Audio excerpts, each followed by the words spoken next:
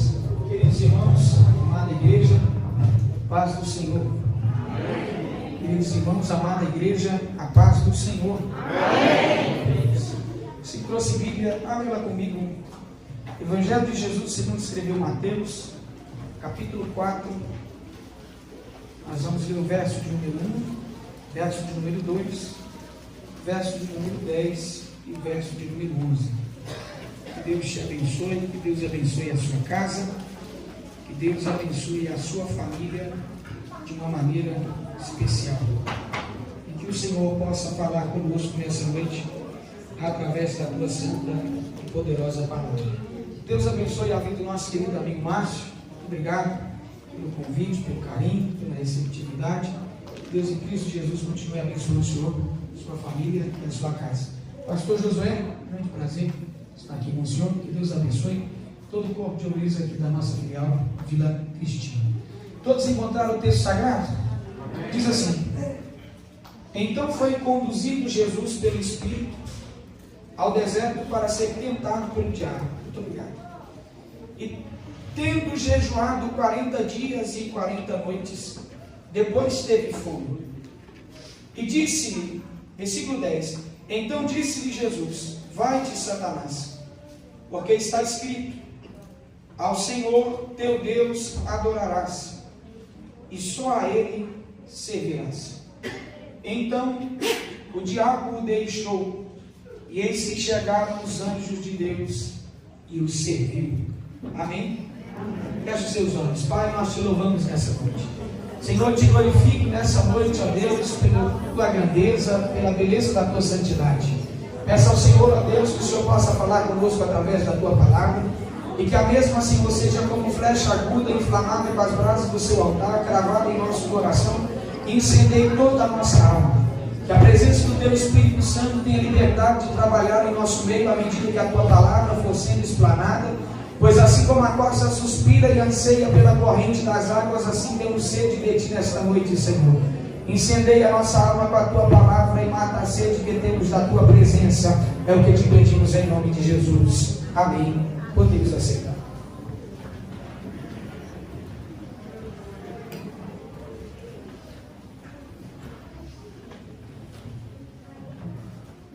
Meus amados irmãos,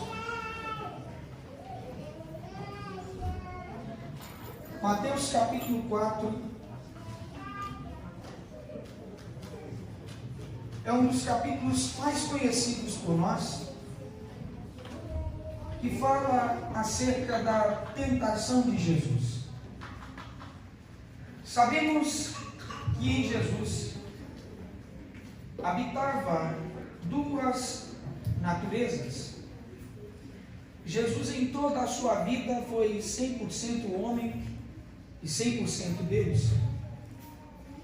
Haja vista que os momentos que Jesus passou de necessidade, sofrimento, tentação, como vemos em Mateus capítulo 4, e a sua necessidade de fome após jejuar 40 dias, Jesus passou com certeza pela sua natureza humana.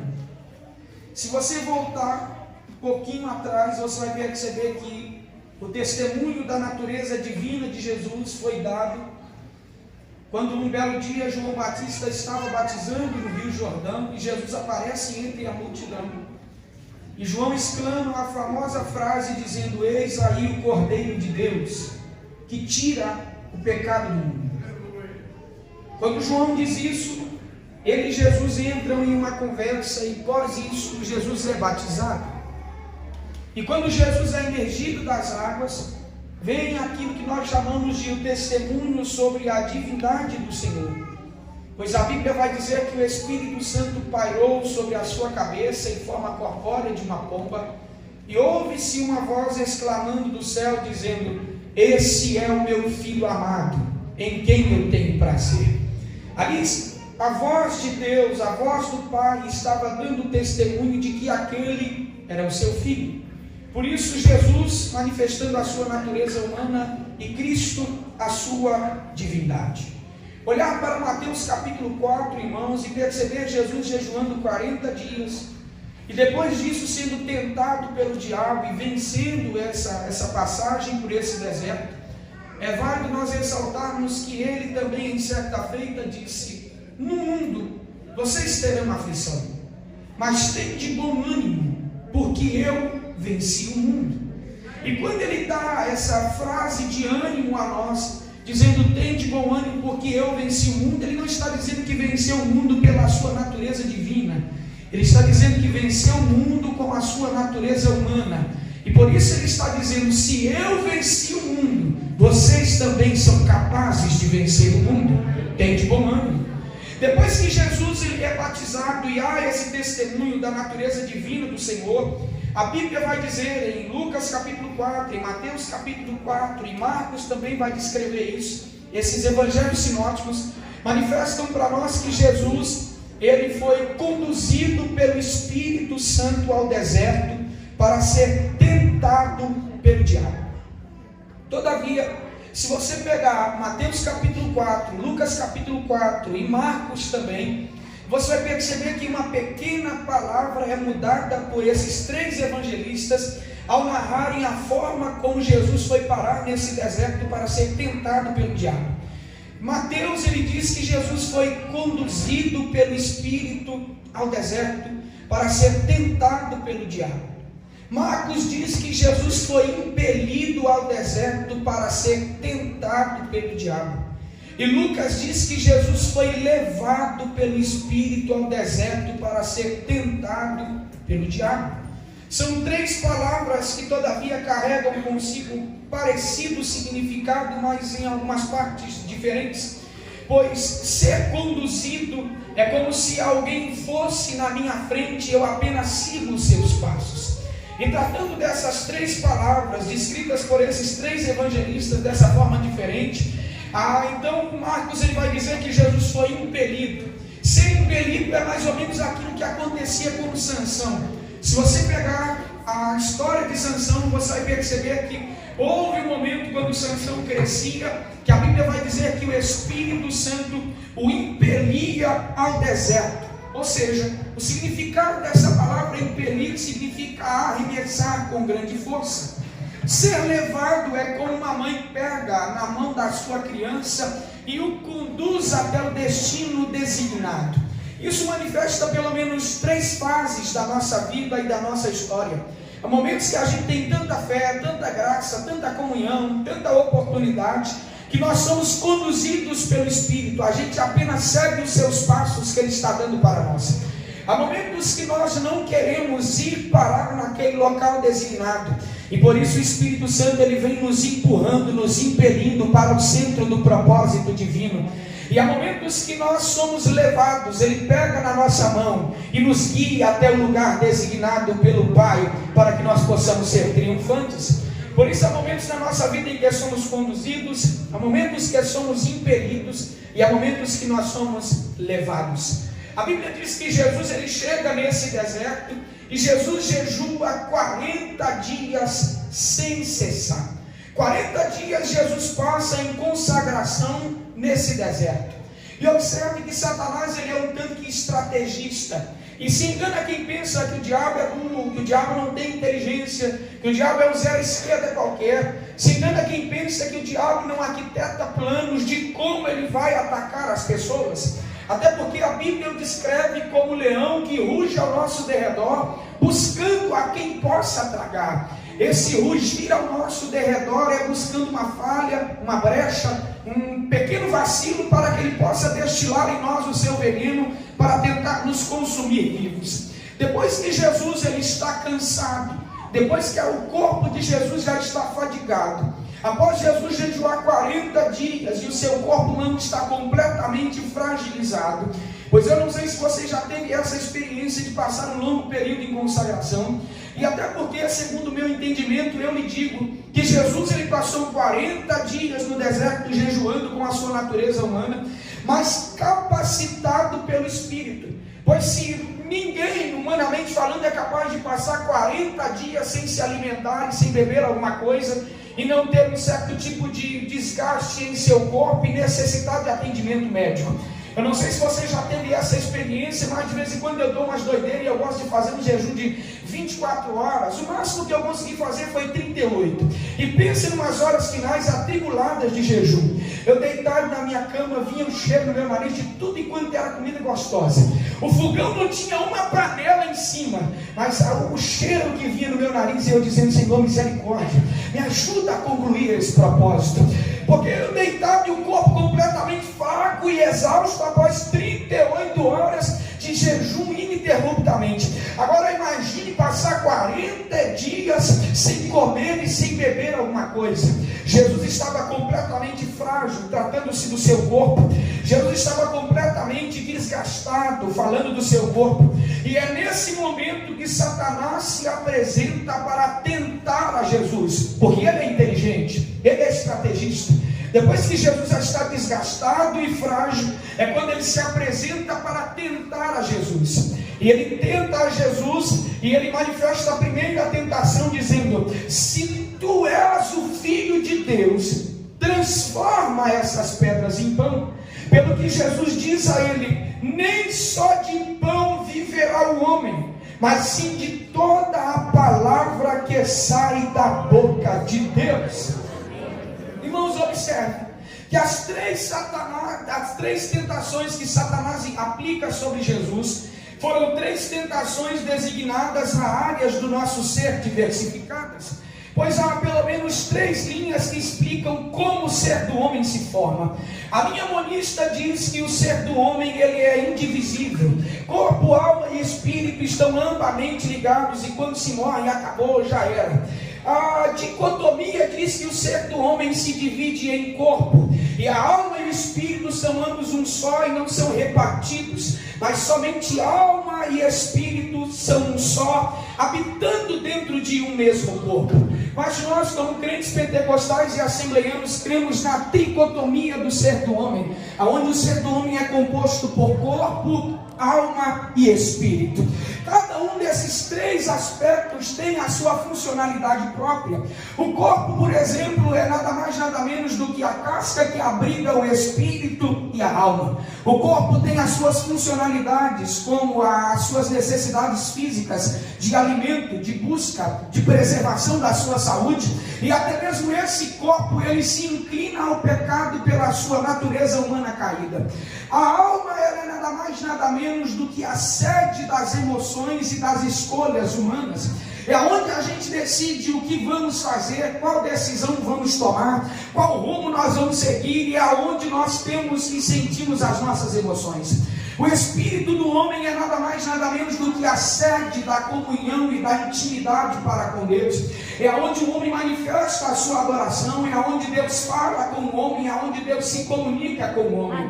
Essa base pode ser completamente corroborada por aquilo que Paulo ele escreve a primeira carta à igreja de Tessalônica, capítulo 5, versículo 23, ele diz: e o Deus de paz vos santifique em todo o vosso corpo, alma e espírito. Então perceba que quando Satanás se apresenta a Jesus, a primeira tentação que Satanás aplica sobre Jesus é sobre o seu corpo, dizendo: se tu és o Filho de Deus, e agora ele manifesta a necessidade física, transforma essas pedras em pão. Porém Jesus olha para ele e diz: nem só de pão viverá o homem, mas sim de toda a palavra que sai da boca de Deus. A segunda tentação que Satanás aplica sobre Jesus, ele transporta Jesus para o pináculo do templo e diz para ele: lança-te daqui abaixo, porque está escrito que o Senhor dará ordem aos seus anjos para que não tropece com o seu pé em pedra. A segunda tentação que Satanás aplica sobre Jesus é sobre a sua alma, sobre o seu poder de escolha, mexendo com as suas emoções. Porém Jesus ele olha para Satanás e diz: também está escrito, não tentarás ao Senhor teu Deus. Aleluia. A terceira e última tentação que Satanás aplica sobre Jesus, ele o transporta para o alto do monte, o apresenta as glórias do mundo, os reinos do mundo, e diz a Jesus: se prostrado você me adorar, eu te dou tudo quanto isso que você está vendo. Duas coisas eu gostaria de dizer. Primeiro, Satanás estava tentando Jesus na sua última tentação no seu espírito, a sede da comunhão, da adoração e da intimidade para com Deus. Pois o próprio Jesus, no seu diálogo com a mulher samaritana, em uma das partes ele finaliza dizendo: pois os adoradores de meu Pai o adoram em espírito e em verdade. Aleluia. Então a pura adoração, ela não parte do corpo, ela não parte da alma, ela parte de um espírito quebrantado diante da presença de Deus. Satanás, ele olha para Jesus e diz: se prostrado você me adorar, eu te dou tudo isso aqui que você está vendo. Eu sei que eu disse para você há poucos minutos atrás que Satanás é inteligente, é estrategista e ele não é burro. Mas nessa última tentação que ele fez a Jesus, Satanás me pareceu pouco criativo para a sua tentação e meio que lesado, porque ele apresenta a Jesus glórias naturais e terrenas, quando Jesus ele veio apresentar para nós uma glória futura que para nós está preparada. Jesus não veio apresentar para nós uma glória terrena, ele veio apresentar para nós um reino muito distante daqui, a qual a sua glória é fulgurosa, a sua glória é calorosa. Jesus veio apresentar para nós. Você percebe que no diálogo de Jesus com Pilatos, antecedente à sua crucificação, a Bíblia diz que Pilatos olhou para Jesus e disse: Jesus olhou para Pilatos e disse: ô Pilatos, você não acha que se eu fosse batalhar por aqui, os meus estariam batalhando para me livrar agora? Mas eu não sou daqui, o meu reino não é deste mundo. Jesus não veio apresentar para nós glórias terrenas, ele veio apresentar para nós uma glória futura que está preparada para a igreja. É por isso que Paulo escreveu na carta aos Romanos capítulo 8, ele diz o seguinte: o sofrimento da vida presente não se compara com a glória que a nós será revelada. Há uma glória futura a ser revelada à igreja. Quantos creem isso ainda nessa noite? Aleluia! Você pensa que Jesus iria trocar a glória, o esplendor da glória do céu, por glórias passageiras, terrenas? Por isso Jesus ele ataca Satanás dizendo: somente ao Senhor adorarás e servirás.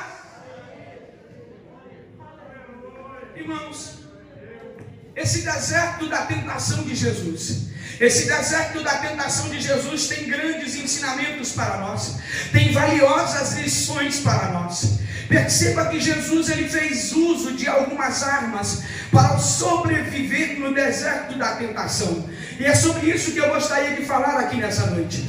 Como sobreviver ao deserto da tentação. Jesus ele passou pelo deserto e saiu triunfante, e depois que ele saiu desse deserto, nada pôde pará-lo a não ser aquilo que já estava programado, que foi a sua crucificação. Mas perceba que Jesus ele fez uso de algumas armas, e eu gostaria de destacá-las a você aqui nessa noite. Jesus ele fez uso de constante jejum e oração. Jejum e oração ainda é o que fortalece a vida do crente. Jejum e oração ainda é aquilo que dá força ao crente para sobreviver às tentações do adversário. Pois o jejum é aquilo que mortifica a nossa carne, e a oração é o diálogo que nós temos com o Pai, o Senhor nosso Deus. O jejum é aquilo que mata a nossa carne, e a oração é aquilo que nos aproxima de Deus. Irmãos, a oração ela é tão necessária sobre a nossa vida que ela é comparada como o oxigênio da alma. Você percebe que alguém está morrendo quando ele deixa de orar. E eu fico muito preocupado com a nossa geração, pois nós temos uma peculiaridade. E quando eu digo uma peculiaridade, é que é familiar somente à nossa geração. A nossa geração ela tem mais prazer, tem mais gozo, tem mais alegria, talvez em passar 8 horas em entretenimento na frente de uma televisão, do que conseguir passar meia hora de joelhos dobrados clamando a Deus. Você quer matar gente da nossa geração de raiva? É você dizer para ele: hoje a gente vai dobrar o joelho e vai orar 1 hora. Aí você percebe nego miar e pedir misericórdia. Só que oração ainda é aquilo que fortifica a nossa vida. Oração ainda é aquilo que nos aproxima de Deus. Oração ainda é aquilo que nos concede profundidade diante de Deus. Irmãos, é quando eu dizer para vocês aqui nessa noite uma ilustração de um menino. Um belo dia ele olhou para o seu pai e disse: pai, qual que é o tamanho de Deus? Qual que é o tamanho de Deus? Estava passando um avião no céu. O pai olhou para aquela criança e disse: está vendo aquele avião lá? Deus é do tamanho daquele avião. E o menino disse: pai, mas Deus é tão pequeno assim. O pai pegou o menino, colocou ele dentro do carro, levou ele no aeroporto. Quando o menino chegou no aeroporto e viu o bitelo do avião, ele disse: pai, eu não sabia que o avião era desse tamanho. Deus também é desse tamanho. E o pai disse para o seu filho: meu filho, quanto mais longe de Deus você está, menor você o enxerga. Mas quanto mais perto de Deus você chega, é aí que você descobre a grandiosidade do Deus que você serve. É por isso que eu lhe digo aqui nessa noite, irmão, nós não conhecemos Deus em profundidade se não descermos no jejum e na oração. Eita glória! Jejum e oração foi o que Jesus fez uso para sobreviver ao deserto da tentação. Aleluia! Irmãos, só podem, existem algumas coisas e situações que só podem ser vencidas com jejum e oração. Por isso, para enfrentar o deserto da tentação é muito preciso jejuar e orar. Irmão, talvez você diga: nossa, pregador, que novidade, jejum e oração. Minha avó já me disse isso e eu estou careca de saber. Só que a gente tem que entender uma coisa: o céu não passa por reforma. O céu, as estratégias para se aproximar de Deus e do céu são as mesmas. Se Jesus não voltar daqui a 100 anos, se tiver uma igreja autêntica, vão pregar a mesma mensagem dizendo: para se aproximar de Deus é preciso jejuar e orar. O céu não passa por reforma. Aleluia, aleluia e aleluia. Jesus fez uso do jejum e da oração, mas parece que a gente já tem uma dificuldade com essas coisas. A gente tem uma dificuldade com o jejum. Mas eu vim aqui nessa noite para ministrar sobre a sua vida, que depois desse culto o Espírito Santo nos conduzirá no caminho do jejum e da oração. Eu não estou falando que você vai sair daqui e vai fazer um jejum birubiru, de tirar uma carne, um refrigerante que te deixa confortável, você consegue. Eu estou falando de jejuns totais, que você vai sentir na pele a abstinência do alimento, mas enquanto isso o seu espírito estará crescendo, crescendo, crescendo, e você terá Deus em sua história.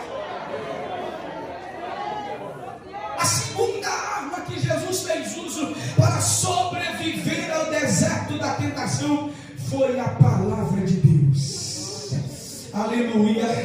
O alimento do cristão não é apenas o pão, e sim o sustento que a palavra de Deus nos dá e nos fortalece. Irmão, perceba que Jesus, ele não combate a Satanás por aquilo que ele acha. Jesus combate a Satanás com aquilo que está escrito. Pois Satanás se achega até Jesus e ele vem de Bíblia em Jesus nos dois primeiros aspectos. Quando ele disse: tu és o Filho de Deus, e segundo ele olha e diz: lança-te daqui abaixo, porque o Senhor dará ordem aos seus anjos ao seu respeito para te guardar. Satanás, ele vem de Bíblia em Jesus. Só que porém Jesus também estava armado pela palavra da verdade. Pois Satanás não faz uso da palavra como verdade. Ele distorce algumas coisas para nos levar às más escolhas, como ele fez com Adão e Eva. Mas quando ele topa na frente quem está armado pela palavra da verdade, ele não vai sucumbir às falsas teorias, ele não vai sucumbir aos ventos de heresias, ele não vai sucumbir às falsas doutrinas, porque o seu coração está firmado na palavra de Deus. Se observa, irmão, que os crentes, eles têm uma grande deficiência bíblica e teológica. Quando os debates nas redes sociais, onde parece que todo mundo é PhD em teologia, a pessoa já começa combatendo as outras, dizendo: eu acho que, se eu acho sobre a igreja, o cristão e a política e todas as coisas, ele começa dizendo: eu acho que é assim, eu acho que é assim, eu acho que é assim. Deixa eu lhe dizer uma coisa: o mundo não está preocupado com o que você acha, o mundo está preocupado com aquilo que a Bíblia diz respeito ao que está acontecendo. O que você acha não muda ninguém, mas aquilo que a Bíblia diz sara o coração ferido, aquilo que a Bíblia diz alimenta a alma que está sedenta. É por isso que eu lhe digo aqui nessa noite, irmão, a palavra de Deus é uma grande ferramenta. Paulo escreveu aos Coríntios capítulo 10 versículo 23, ele disse: as nossas armas não são naturais, mas são poderosas em Deus para destruir fortalezas. A palavra de Deus é poderosa, ela é a espada mais penetrante do que a de dois gumes, costumes, que vai na divisão da alma e do espírito, nas juntas e medulas, e é apta para discernir pensamentos e desejos da carne. É por isso que quando Paulo ele escreve a Timóteo, ele diz: Timóteo, apresenta-te, meu filho, como obreiro aprovado, que manuseia bem a palavra da verdade. É por isso que eu lhe digo aqui nessa noite, irmão, ame a Bíblia. Leia pelo menos um capítulo da Bíblia por dia, nem que seja meio versículo, mas leia a Bíblia. Se você pegar um estudo científico recente que foi feito nos Estados Unidos, você vai perceber que pessoas que leram a Bíblia tiveram maiores probabilidades em largar os vícios, drogas como maconha, cocaína, êxtase, bebida e etc. Pessoas que leram a Bíblia tiveram probabilidades maiores de largar a pornografia, prostituição e tantos outros pecados, porque essa palavra que nós contemos em nossa mão aqui nessa noite, ela não é simplesmente um livro e um acessório de culto religioso nosso. Essa palavra que nós temos na nossa mão aqui nessa noite é a palavra vinda do céu para alimentar a nossa alma. Essa palavra que nós carregamos na nossa mão aqui nessa noite é o cajado do peregrino, a bússola do piloto, o mapa do soldado. Essa palavra que nós temos na nossa mão aqui nessa noite é pão que alimenta, é água que sacia, é lenha que queima. Essa palavra cura, restaura, limpa, purifica, levanta, aviva, renova, transforma. Essa palavra faz. Deixa a palavra agir em seu ser. Orianda labaxanda namanaclamagaia. Eita canta lamachuri me clama lamacalamaia. Essa palavra que nós temos na nossa mão. Jesus ele disse o seguinte em uma das suas parábolas: aquele que ouve as minhas palavras e as pratica é semelhante ao homem que construiu a sua casa na rocha, que vindo o vendaval e a chuva forte não pôde a derrubar. O salmista no Salmo 119 ele disse para nós: Senhor, lâmpada para os meus pés e luz para o meu caminho é a tua palavra. E quando ele achou que ele não estava satisfeito, pastor Josué, o mesmo salmista no Salmo 119 disse: Senhor, a tua palavra eu escondi no meu coração, que é para eu não pecar contra ti, ó Deus. Onde estão aqueles que esconderam a palavra no coração? Quem guarda a palavra não é arrastado. Quem guarda a palavra não cai. Quem guarda a palavra permanece firme. Quem guarda a palavra vai avante. Quem guarda a palavra não sucumbe. Quem guarda a palavra não esmorece. Quem guarda a palavra persevera. Quem guarda a palavra. Aleluia, aleluia, aleluia. Irmãos, Jesus fez uso de mais uma arma para poder resistir ao deserto da tentação. Eu estou sentindo Deus aqui nessa noite. Desde quando essa mocidade cantou, e eu gostaria de compartilhar com os irmãos algo que eu vi aqui nessa noite. Enquanto essa mocidade estava cantando, eu via como uma pomba branca pairava sobre essa igreja, e quando ela abria as suas asas, fagulhas de fogo começavam a cair sobre essa igreja. Hoje é uma noite especial para esse lugar.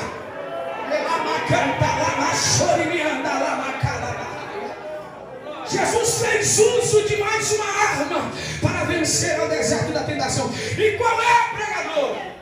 Resistência. Se tiver alguém na sua live, diga para ele: perseverança. Não, diga para ele forte, diga perseverança e resistência.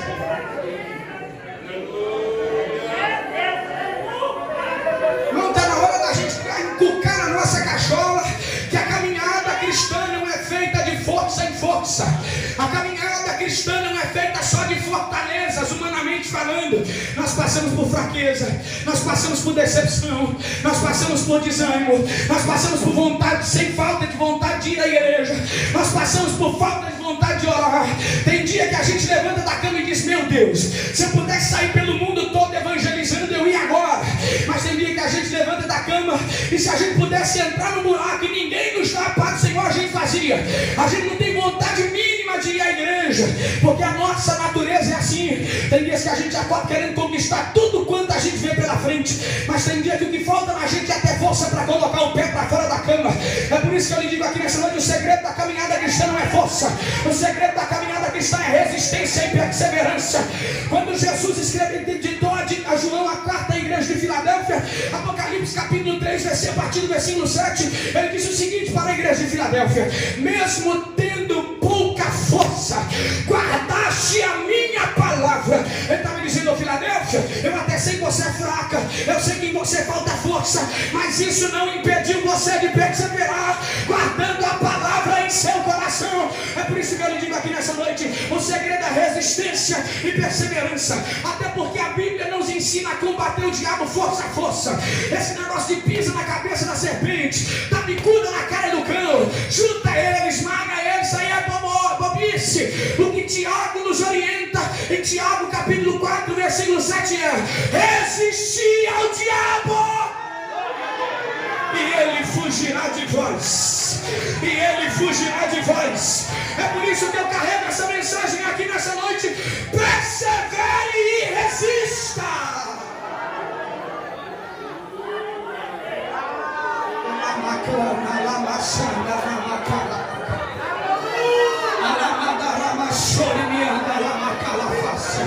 Talvez você diga: pregador, você está dizendo isso porque você não sabe como é que é a minha casa. Eu sou crente lá. Você está dizendo isso porque você não sabe como é meu trabalho. Você está dizendo isso como você não sabe como é que são as tentações dentro da minha faculdade. Eu lhe digo aqui nessa noite: quem faz uso de jejum e oração e tem guardado a palavra, o ambiente aonde ele está não influencia. Sabe por quê? O primeiro Adão foi tentado num Éden maravilhoso e caiu. O segundo Adão foi tentado num deserto e triunfou. Porque não tem nada a ver com o ambiente, tem a ver com as armas que nós fazemos uso para triunfar nesse deserto.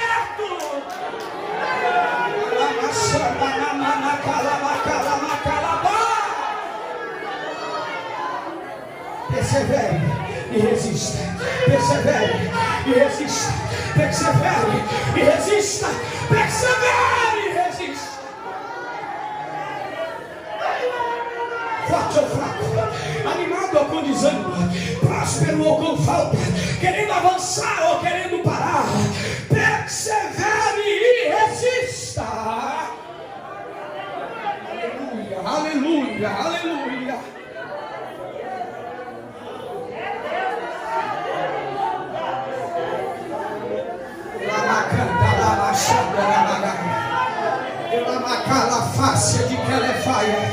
Irmão, eu não gosto de fazer isso, porque eu acho muito mecanismo, mas eu sou tocado pelo Espírito Santo nessa noite. Levante a sua mão direita ao céu nesse lugar.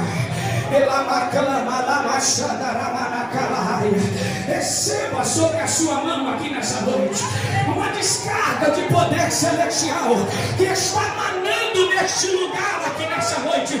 Deus te trouxe neste culto para avivar a sua alma.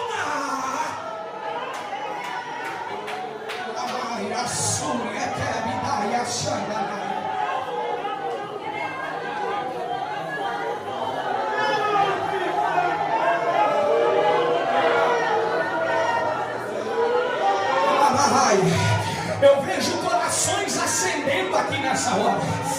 Entra calabaçara e me canta lamaçuia.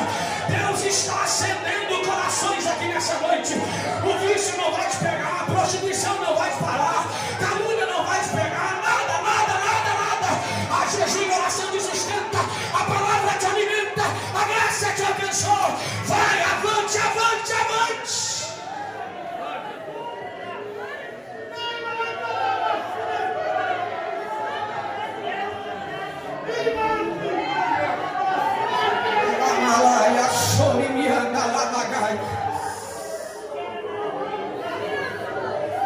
Tentado não cedas, ceder é pecar, melhor e mais nobre será triunfar.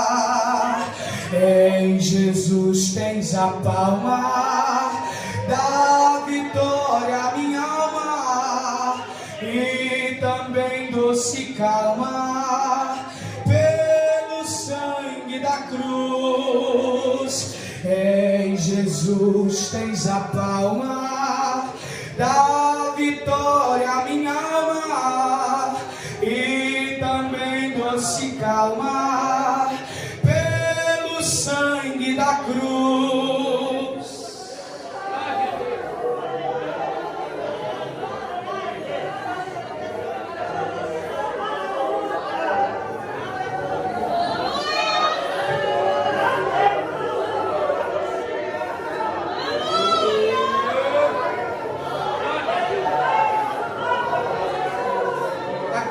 e última arma que Jesus fez uso para sobreviver ao deserto da tentação está aplicada sobre aquilo que Lucas escreveu em seu capítulo 4, versículo de número 1, dizendo: E Jesus, cheio do Espírito Santo, foi conduzido ao deserto para ser tentado pelo diabo.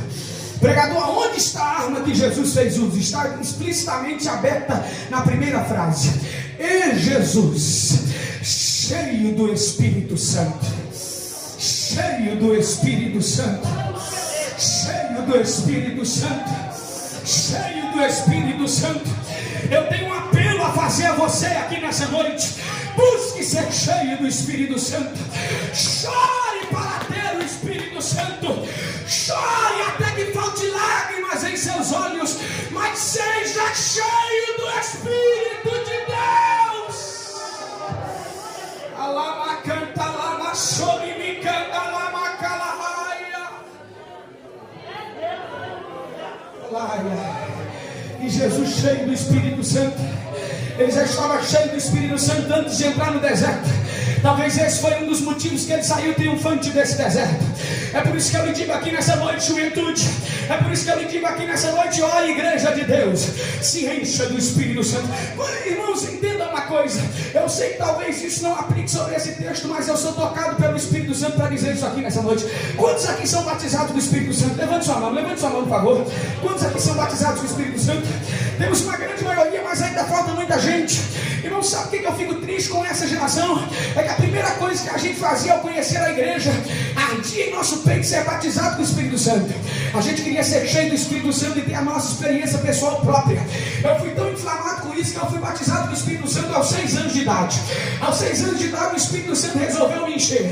Mas deixa eu lhe dizer uma coisa aqui nessa noite. Ser cheio do Espírito Santo não tem nada a ver com idade.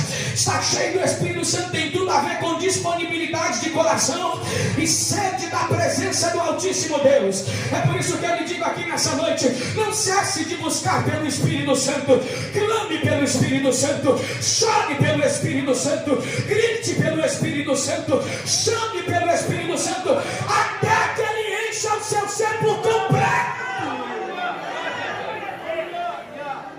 E Jesus cheio do Espírito Santo.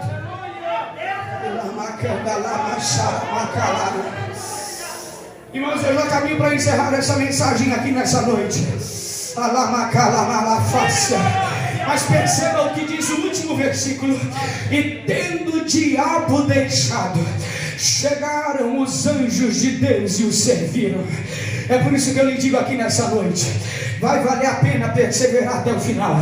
Para quem persevera até o final, tem banquete do céu, tem alimento do céu, tem renovo do céu. Para quem persevera até o final, tem algo especial do céu preparado para você. Talvez eu esteja pregando para pessoas aqui nessa noite que, assim como Jesus, você está passando pelo deserto da tentação, mas eu tenho uma palavra para você: não desanima, porque esse deserto está chegando ao fim, e os anjos de Deus vão descer para alimentar a sua alma. Talvez eu pregue para pessoas assim como Elias, estão debaixo de um pé de zimbro, mas tem pão e água para nos alimentar aqui nessa noite. Persevera um pouco mais. Você pode ficar de pé no seu lugar. Aleluia. Aleluia. Aleluia. Feche os seus olhos e abra a sua boca nessa noite. Abra a boca. Erga o som da sua voz agora. Abra o som da sua voz. Deixa ele ecoar. Eita, calabachanda, namana, calabacalavaia.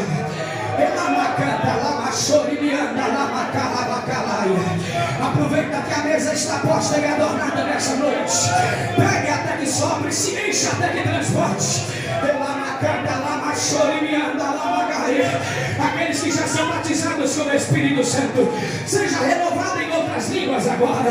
Mas aqueles que ainda não possuem o batismo com o Espírito Santo, pelo poder que há no nome de Jesus, seja batizado agora para a glória de Deus.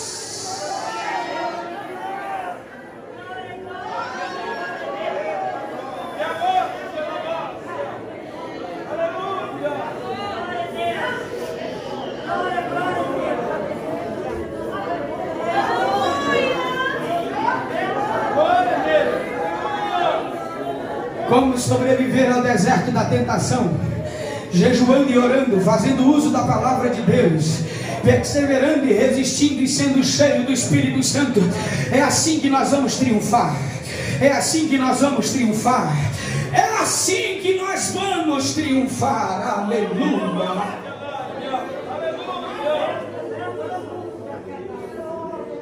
Gostaria de perguntar nessa noite: se tem alguém no nosso meio que deseja aceitar a Cristo como único e suficiente, fique de pé. Eu já vou entregar a palavra ao pastor. Ele pediu 5 para as 9, eu já passei 1 minuto, vou passar só mais um, só para fazer o apelo. Tem alguém aqui nessa noite que deseja aceitar a Cristo como único e suficiente Salvador da sua alma? Ou talvez alguém que se encontra afastado da igreja e hoje quer retornar para os caminhos de Deus. Levante uma de suas mãos em sinal nessa noite que nós queremos orar por você. Tem alguém nessa situação? Alguém que deseja aceitar a Cristo ou fazer uma nova aliança com o Senhor? Levante uma de suas mãos que nós queremos orar por você nessa noite. As principais respostas que as pessoas dão dentro de si quando o apelo é feito são as mesmas. Primeira coisa, eles dizem que outro dia, outra hora. E a segunda, eles dizem: eu vou me consertar primeiro e depois eu volto, eu aceito a Jesus. E isso se torna um ciclo vicioso, porque você nunca vai conseguir se consertar sozinho. Essa obra quem faz é o Espírito Santo. Por isso eu pergunto mais uma vez aqui nessa noite: tem alguém que deseja aceitar a Cristo ou fazer uma aliança com o Senhor? Levante uma de suas mãos em sinal que nós queremos orar por você nessa noite. Tem alguém? Se tem, não quer, que o céu lhe prepare outra oportunidade.